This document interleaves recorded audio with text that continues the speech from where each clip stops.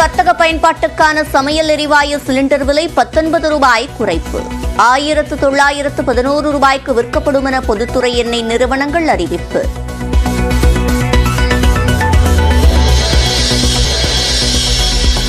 ஏற்காடு மலைப்பாதையில் வாகனங்களை அதிவேகத்தில் இயக்கினால் நடவடிக்கை. சேலம் வட்டாட்சியர் எச்சரிக்கை.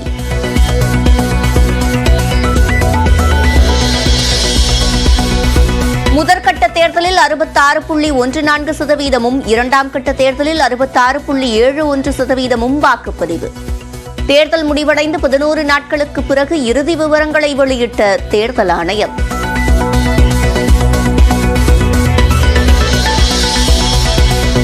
வாக்குப்பதிவு தரவுகளில் 6% வரை அதிகரித்திருப்பது குறித்து அரசியல் கட்சிகள் கேள்வி. வாக்காளர்களின் எண்ணிக்கையை குறிப்பிடாததால் தேர்தல் முடிவுகளில் முறைகேடு ஏற்பட வாய்ப்பு என சீதாராம் யெச்சூரி சந்தேகம். கொடைக்கானலில் கோல்ஃப் விளையாடிய முதலமைச்சர் மு க ஸ்டாலின் பொதுமக்களுடன் கலந்துரையாடியதுடன் புகைப்படம் எடுத்தும் மகிழ்ச்சி.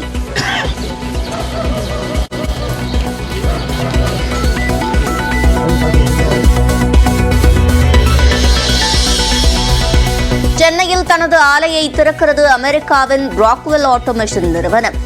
இளைஞர்களுக்கு உயர்தர வேலைவாய்ப்பு கிடைக்கும் என அமைச்சர் டி.ஆர். ராஜா பெருமிதம்.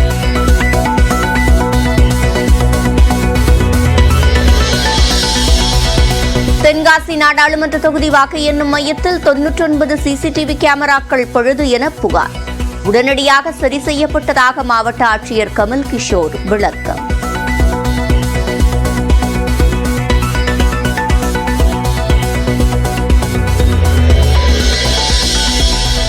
பணப்பட்டுவாடா செய்ததாக அரக்கோணம் திமுக வேட்பாளர் ஜெகத் ரட்சகன் மீது பாமக வேட்பாளர் பாலு புகார். நடவடிக்கை எடுக்காத தேர்தல் அதிகாரிகள் மீது நடவடிக்கை கோரி தலைமை தேர்தல் அதிகாரியிடம் மனு.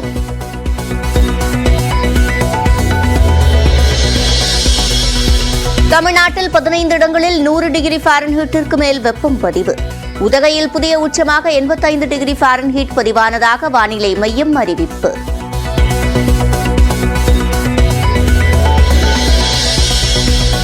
வட தமிழ்நாட்டின் உள் மாவட்டங்களில் 3 நாட்களுக்கு வெப்ப அலை வீசும் என வானிலை மையம் எச்சரிக்கை. 11 மணி முதல் மதியம் 3:30 மணி வரை வெளியே வருவதை தவிர்க்குமாறு சென்னை மாவட்ட நிர்வாகம் வேண்டுகோள்.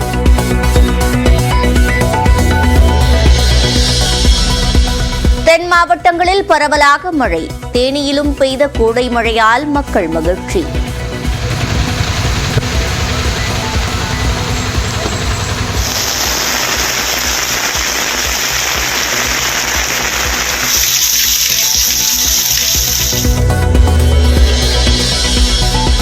பெண்களை தவறாக வழிநடத்தியதாக தொடரப்பட்ட வழக்கில் பேராசிரியை நிர்மலா தேவிக்கு 10 ஆண்டுகள் சிறை தண்டனை.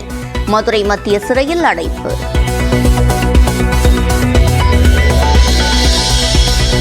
கொடைக்கானலில் கட்டுக்கடங்காமல் பரவும் காட்டுத்தீ. பூம்பாறை உள்ளிட்ட கிராமங்களுக்கு சுற்றுலா பயணிகள் செல்ல 2 நாட்களுக்கு தடை விதிப்பு.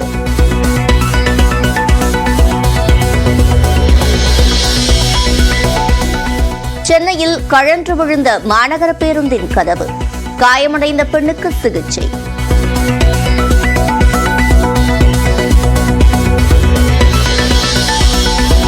குரு பெயர்ச்சியையொட்டி கோயில்களில் சிறப்பு பூஜைக்கு ஏற்பாடு. நியூஸ் 18 தமிழ்நாடு தொலைக்காட்சியில் இன்று காலை 7:30 மணிக்கு குரு பெயர்ச்சி பலன்கள் ஒளிபரப்பு.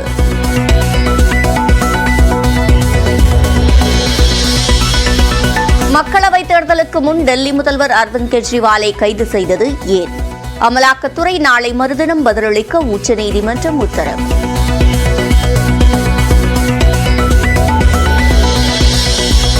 பாலியல் சர்ச்சையில் சிக்கிய தேவகவுடாவின் பேரன் பிரஜ்வல் ரேவண்ணா மதசார்பற்ற ஜனதா தளம் கட்சியில் இருந்து இடைநீக்கம். கட்சியின் மாநில தலைவர் குமாரசாமி அறிவிப்பு.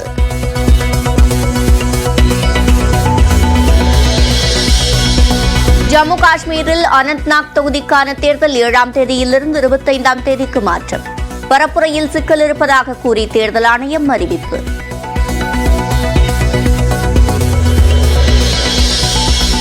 ரோஹித் சர்மா தலைமையிலான 20 ஓவர் உலகக்கோப்பை தொடருக்கான இந்திய அணியில் ரிஷப் பந்த், சஞ்சு சாம்சன் சேர்ப்பு.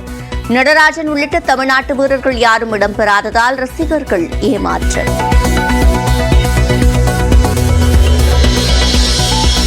IPL தொடரில் மும்பையை 4 விக்கெட் வித்தியாசத்தில் வீழ்த்தியது லக்னோ. 6 வெற்றிகளுடன் புள்ளிப்பட்டியலில் 3வது இடத்திற்கு முன்னேற்றம்.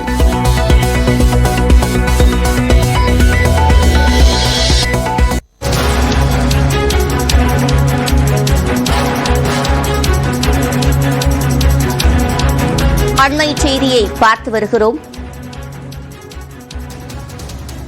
வணிக பயன்பாட்டுக்கான எரிவாயு சிலிண்டரின் விலை 19 ரூபாய் குறைக்கப்பட்டிருக்கிறது. அண்மை செய்தியாக பார்த்து வருகிறோம்.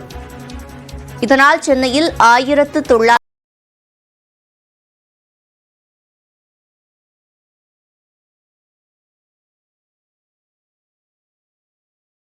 ஒன்றாக தற்போது குறைக்கப்பட்டிருக்கிறது. வீட்டு உபயோக சிலிண்டர் விலையில் மாற்றமில்லாமல் 818 ரூபாய் 50 காசுக்கு விற்பனை செய்யப்படுகிறது.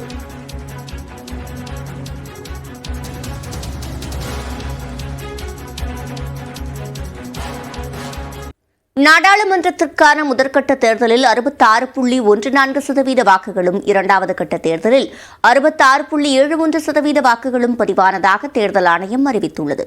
வாக்குப்பதிவுக்கு 11 நாட்களுக்கு பிறகு வெளியிட்டுள்ள இந்த தரவுகளில் 6% அளவுக்கு அதிகரித்திருப்பதை அரசியல் கட்சிகள் விமர்சித்துள்ளன. நாடாளுமன்ற மக்களவைக்கான தேர்தல் 7 கட்டங்களாக நடத்தப்பட்டு வருகிறது. முதற்கட்டமாக தமிழ்நாடு உள்ளிட்ட 21 மாநிலங்கள் மற்றும் யூனியன் பிரதேசங்களில் உள்ள 102 தொகுதிகளுக்கு கடந்த மாதம் 19ஆம் தேதி வாக்குப்பதிவு நடைபெற்றது. இதனைத் தொடர்ந்து இரண்டாவது கட்டமாக 13 மாநிலங்கள் மற்றும் யூனியன் பிரதேசங்களில் உள்ள 88 தொகுதிகளுக்கு கடந்த மாதம் 26ஆம் தேதி வாக்குப்பதிவு நடத்தப்பட்டது. இந்த 2 கட்ட தேர்தலிலும் பதிவான வாக்கு சதவிகிதம் குறித்த விவரங்களை தேர்தல் ஆணையம் நேற்று வெளியிட்டது. இதன்படி முதற்கட்ட தேர்தலில் 66.14% வாக்குகள் பதிவானதாக தெரிவிக்கப்பட்டுள்ளது. அதிகபட்சமாக மேற்கு வங்கத்தில் 81.91% வாக்குகளும், திரிபுராவில் 81.48% வாக்குகளும் பதிவாகியுள்ளன. குறைந்தபட்சமாக பீகாரில் 49.26% வாக்குகள், மிசோரத்தில் 56.87% வாக்குகள், உத்தராகண்டில் 57.22% வாக்குகள் பதிவானதாக அறிவிக்கப்பட்டுள்ளது. தமிழ்நாட்டில் 69.72% வாக்குகள் பதிவாகியுள்ளன. குறைந்தபட்சமாக மத்திய சென்னை தொகுதியில் 53.96%, அதிகபட்சமாக தருமபுரி தொகுதியில் 81.20% வாக்குப்பதிவு ஏற்பட்டுள்ளது. இந்நிலையில் இரண்டாவது கட்ட தேர்தலில் 66.71% வாக்குகள் பதிவாகியுள்ளன.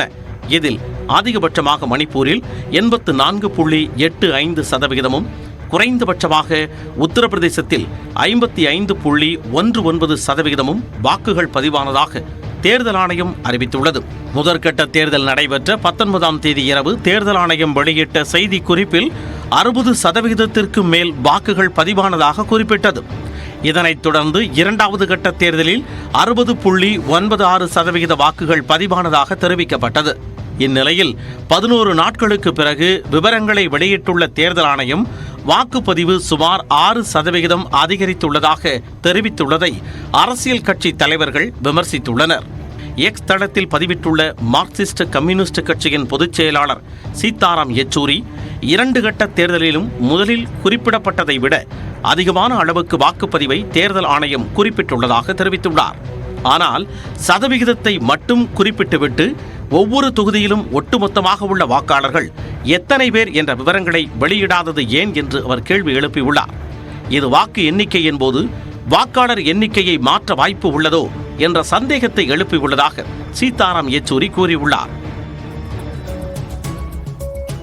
இதேபோல எக்ஸ் தளத்தில் பதிவிட்டுள்ள திரிணாமுல் காங்கிரஸ் மூத்த தலைவர் டெரிக் ஓ'பிரைன், 2ஆம் கட்ட தேர்தல் நிறைவடைந்து 4 நாட்களுக்கு பிறகு இறுதி வாக்குப்பதிவு விவரங்களை தேர்தல் ஆணையம் வெளியிட்டுள்ளதாக குறிப்பிட்டுள்ளார்.